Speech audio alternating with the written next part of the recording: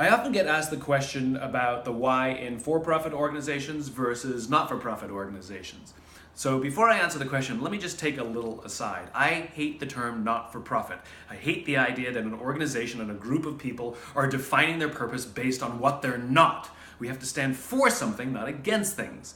The reality is not-for-profit is a tax delineation, and that's why we use the term.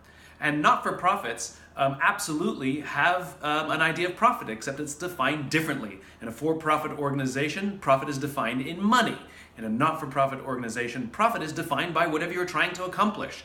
So, for example, if your objective is to rescue kittens out of trees, then you better be profitable. You better be rescuing more kittens out of trees this month than you were last month. Let's call them for-impact organizations. So we have for-profit organizations and we have for-impact organizations. Okay, now back to the question. The why is different, and sometimes how do we compare the whys of for-profit versus for-impact organizations? Here's generally what I've seen.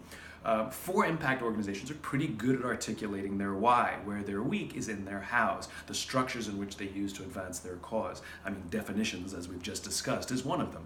For-profit organizations tend to be really good at how and pretty weak in why. In other words, they're really good at process, they're really good at operations, but the sense of higher purpose and higher cause seems to be lacking. So what both organizations could learn to do is learn from each other. In other words, for-impact organizations could learn to bolster operations from for-profit, and for-profit could learn a little bit about working towards a higher cause from for-impact organizations. They should look the same. Remember, it's the definition, it's just the metric that is different, but the organization should feel the same to work there. In other words, we should feel like we're part of something bigger than ourselves, and it should be a well-oiled machine, and we should have good metrics to help us feel like we're moving the ball down the playing field.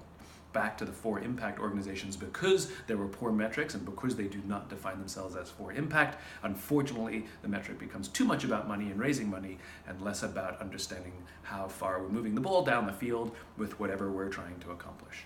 So there we go.